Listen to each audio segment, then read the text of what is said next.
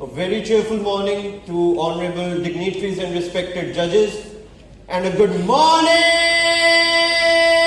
Mumbai. Today I, Akshit Maheshwari from Ludhiana, I am going to give a presentation on the topic which is very close to our hearts. We practice it in our articleship, which helps us in performing the audit functions of a company. Well, you all have guessed it right. I, Akshit Maheshwari, am going to presentation on the topic, powers and duties of an auditor. Well, since basics come first, the first question that comes to our mind is, who is an auditor? My dear friends, an auditor is an independent professional who reviews and verifies the books of accounts of a company to comment upon the true and fair view of the financial statements being maintained by an organization. My dear friends, it is the prime duty of an auditor to report about the reliability and validity of the data which is concerning the stakeholders of the company. Section 143 of the Companies Act 2013 talks about certain powers and duties which are given to the auditor in performing the audit functions. We shall talk about the powers as such: access to the books of accounts, signing the audit report, attend the general meetings, receive remuneration, inspect the branch accounts, and exercise the powers of CAG. Well, coming on to the first power that an auditor exercises has to access the books of accounts.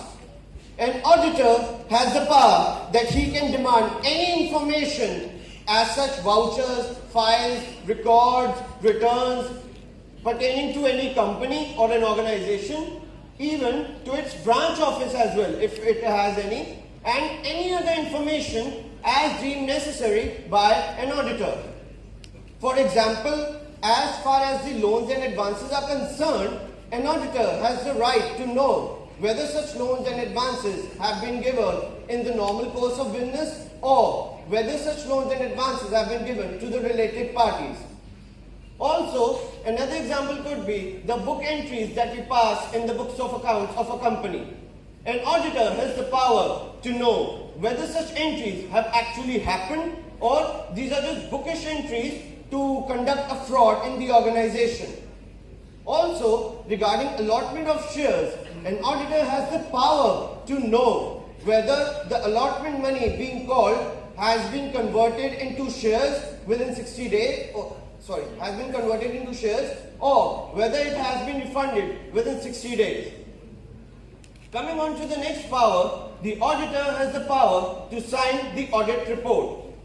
An auditor who is being appointed in a company is only authorized to sign the audit report and any other financial statement or information which concerns the company or requires any type of approval in anywhere. For example, while having finance from the company, CMA data is being provided to the banks, which is required to be signed or authorized by the auditor to be true and fair. Coming on to the next power, an auditor has the power to attend the meeting. Now, whether it is a general meeting or EGM, AGM, or any other meeting which concerns his presence or requires his presence as an auditor. Also, friends, in these meetings in which he attends, he has the right to speak on the matters which concern him as an auditor. Coming on to the next power, he has the right to receive remuneration for the services which he provides to the company or an organization. The audit committee of a company decides the remuneration which is required to be given to an auditor.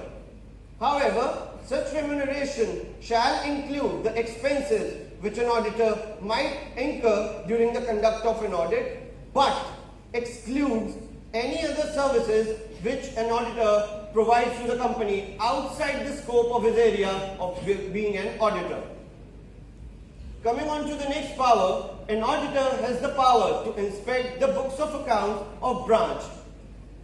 If a company maintains any branch office, and such books are being audited by a person other than the prime auditor of the company, then auditor has the power to inspect any such information through the branch office and also can have access to the branch audit report, which helps him in conducting the audit of a company. Coming on to the next power, power of CAG in case of a government company. As per section 143 subsection 5 to 143 subsection 7, CAG has the power to issue directions to include any such matters which he feels convenient that an auditor is required to mention in his audit report.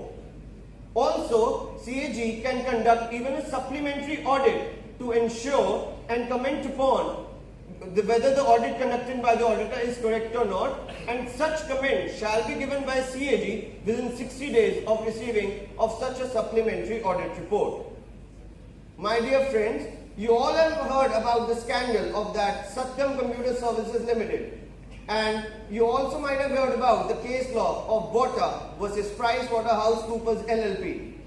Now, the special things about these case laws was that the common thing that they had was regarding the powers or the duties that an auditor was required to perform, but somehow the auditor might have misused the power or maybe failed to perform his duty.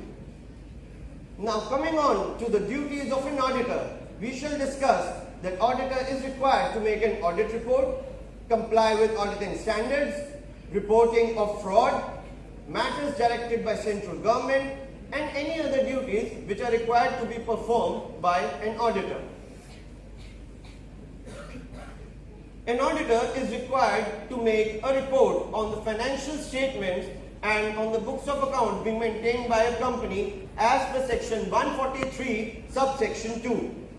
Also, section 143 subsection 3 talks about certain matters which are required to be reported in front of the stakeholders in the general meeting that may be included in the audit report, like whether the company has complied with accounting and auditing standards, whether the auditor has obtained all the necessary information and explanation required by him to conduct the audit, whether the directors of the company are not disqualified under section 164 subsection 2, and any other matter which may be required by an auditor to report to the stakeholders with regards their interest.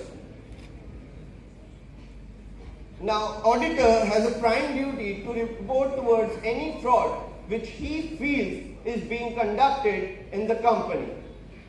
As per section 143 subsection 12 to section 143 subsection 15 and rule 13 of the Companies Act 2013, an auditor is required to report to the central government regarding any fraud which he has reason to believe is being conducted in the company by officers or employees of the company in the prescribed time and manner to the government. Now, friends, in this particular duty, the portion of ethical standards or ethics of an auditor gets conflicted here. Now, you might feel like, why I do need to report about a fraud? I am the auditor, I am getting such a high remuneration, I am getting so many perks of being an auditor of the company. But, my dear friends, in your self-interest, you are dampening the interest of a nation as a whole. Now, fraud is a very important matter which requires to be reported. Even SA 240 talks about the reporting of fraud, which an auditor feels is being happening in the company. Obviously, any such fraud will be supported by proper evidence which an auditor has a reason to believe upon. However, recent landmark revolutions like IBC, Insolvency and Bankruptcy Code 2016, has helped in eliminating these frauds from the companies. Also, when such frauds are being reported, the auditors are also got hold of for not reporting such frauds in their audit report. My dear friends, being the auditor, we have the right, it is a prime duty, and for being a human being, we should report any such fraud which is being conducted in the company, whether in the AGM, EGM, or even we can give about it report in the audit report as well. Talking about the next duty, which is to comply with the auditing standards. Well, the central government, when prescribes the auditing standards, it has to consult ICAI and National Financial Reporting Authority, also known as NAFRA, for the auditors to adopt and perform the auditing standards. Such auditing standards are prescribed by the ICAI and NAFRA for auditors to perform their duties. If an auditor feels that a company is not performing one or two or any other auditing standards required in the audit, then he has the right to report about it in the general meeting to the stakeholders. Now, it is the duty of an auditor to report any such matters which are being directed by the central government. Central government, in consultation with ICAI, can issue directions through an order to the auditors to report any such matters which it deems fit. Section 227, subsection 4A of the Companies Act 2013 empowers the central government to require any such reporting through an order itself. However, the central government needs to consult the ICAI about its applicability and any ancillary matters as deemed necessary. Friends, an auditor is also required to perform other duties, like the auditor should give all possible assistance to inspectors in case of an investigation of affairs. Now, investigation is usually being done by the central government or any other controlling authority where it feels that there is suspicion of being a fraud or any misstatement being conducted. Also, in case of an existing company which issues prospectus, it should contain a statement of profit and loss for the last 5 years, showing the rate of dividend paid each class of share for each share and a statement of asset and liability of a company. Now, reporting regarding duty of issuing a prospectus is very important for the stakeholders, because it is through the prospectus only that a shareholder decides to invest in a particular company or not. Hence, in order to perform the maximum of duties for the nation as a whole to grow, it is important for an auditor to give a true prospectus, irrespective and keeping his self-interest aside through the company. My dear friends, rights and duties and powers of an auditor are the integral part of us. If we go into practice, we perform audit functions, we can't ignore any of the powers or any of the duties which are required to be conducted in the audit functions. When the power is used in the right hands, in the right way, then only we are effectively and efficiently able to perform our duties for the benefit of not only the stakeholders, but also to all the concerned parties of a company. With greater power comes greater responsibility. This is the law, right? So, we being the auditors, it is our prime duty to use the power in the right and ethical way in order for the duties to perform and which shall benefit to all the stakeholders concerning the company. In order to conclude myself, my dear friends, I would like to say that we are the role model of many other institutions. When people look up to us, they consider us as the force which holds and binds not only the nation together, but even moves the cycle of development in the nation. We are the pillars upon which a nation, our own country India, decides to move on. And before I leave this stage, I would like you all to leave with a question. You all are future chartered accountants. You are going to be one. So it is up to you to decide whether the powers which are being given to you to use it in the right and ethical way in order for the stakeholders, in order for the country to develop and grow, or let that power corrupt and destroy you. Thank you everyone and have a nice day ahead.